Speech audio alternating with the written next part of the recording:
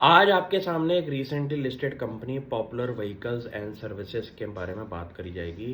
क्यों? क्योंकि stock price IPO के पास अब ठंडा पड़ गया है और अब राइट टाइम होता है कंपनी के बिजनेस को समझने का, जब प्राइस के अंदर आप मैसिव गिरावट देख लें और सही लेवल पे कंपनी ट्रेड कर रही हो। कंपनी के बिजनेस मॉडल को समझने के लिए बहुत सिंपल टेक्निक है।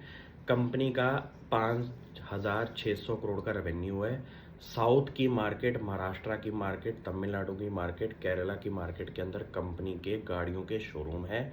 आप एग्जाम्पल के तौर पे समझ सकते हैं Maruti Suzuki, Honda, Jaguar Land Rover और commercial vehicle business of Tata Motors, Ather Energy, जितनी भी गाड़ियों के कंपनीज हैं उनके शोरूम कंपनी ऑपरेट करती है। आप ये समझिए ये एक ऐसा बिजनेस है जहाँ पे 1.3% का पैट मार्जिन में कंपनी काम कर रही है। इस साल का पैट प्रॉफिट जो है वो है 76 करोड़ का। मेरे हिसाब से अगले 10 साल के टाइम पीरियड में अगर आप एक नंबर समझे कि कंपनी आज 5600 करोड़ के नंबर से आज 40,000 50,000 करोड़ के रेवेन्यू पे आ जाए, जिसकी पॉसिबिलिटी लगती भी है क्योंकि जिस हिसाब से गाड़ियों की बिक्रियां बढ़ने वाली हैं, कंपनी एक्सपेंशन मोड पे काम कर रही है और ऐसी जगहों पे बैठी हुई है जहां पे एक स्टेट पे कंपनी काम नहीं कर रही। तो डिफरेंट डिफरेंट स्टेट्स के अंदर आपके बिजनेस वर्टिकल्स हैं।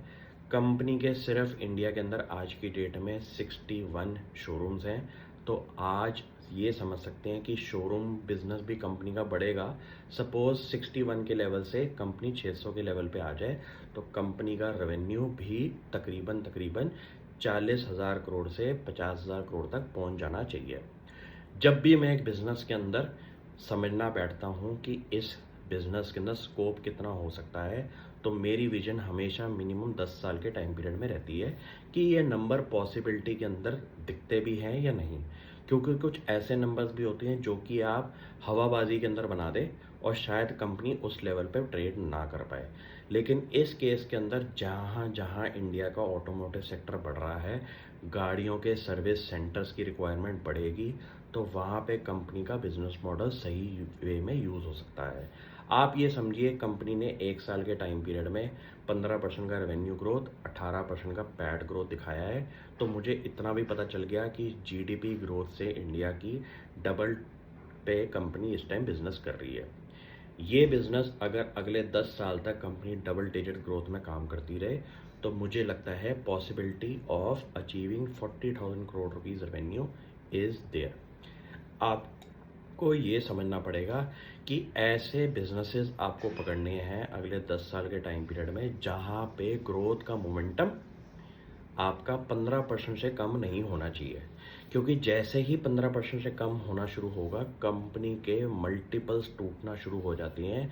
हिस्ट्री पूरी आप पीछे जाके चेक करें, जो कंपनी नंबर्स पे अपना स्लो डाउन दिखा दे उसका शेयर प्राइस नहीं चल सकता। तो यहाँ पे एक की क्राइटेरिया आपके सामने रख रहा हूँ कि जैसे ही कंपनी अपने मिनिमम 15% के थ्रेशोल्ड से नीचे जाना शुरू हो, कंपनी का आप समझ लिए मैसिव ग्रोथ का टाइम पीरियड खत्म हो चुका। इस चीज़ को चेक करने के लिए आपके पास 2 से 3 क्वार्टर होने चाहिए जहाँ पे स्लो डाउन दिखे। ऐसे टाइम पीरियड में आप अपनी जस्टिफिकेशन कर सकते हैं कि अब मुझे इस स्टॉक से निकलना चाहिए।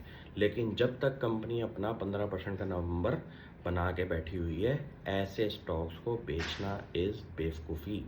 क्योंकि 1.3% पैट मार्जिन आपके हिसाब से कम नंबर है, लेकिन आप ये सोचिए ये एक ऐसा काम है कि लोगों ने गाड़ियाँ मारुति सुजुकी की खरीदनी है तो वो शोरूम से ही खरीद सकते हैं। क्योंकि ये एक ऐसा बिजनेस है जहाँ पे कस्टमर चाहे गूगल पे सर्च करके दुनिया भर की गाड़ियाँ देख ले, लेकिन खरीदने वो शोरूम में ही आएगा क्योंकि इतना बड़ा डिसीजन लेने जा रहा है। प्लस कंपनी के आसपास जो सेल्स आउटलेट होंगे वहीं पे कंपनी अपना सर्विस भी कराएगी इन गाड़ियों की। जब भी बिजनेस खरीदने से पहले सोचिए कि कैसा बिजनेस है, क्या ग्रोथ का मोमेंटम है और किस लेवल पे कंपनी का बिजनेस जा सकता है। तब शायद कॉन्फिडेंस लेवल आपका बढ़े। और मुझे लगता है कि कोई दिक्कत अगर आएगी तो मैं हूँ ना।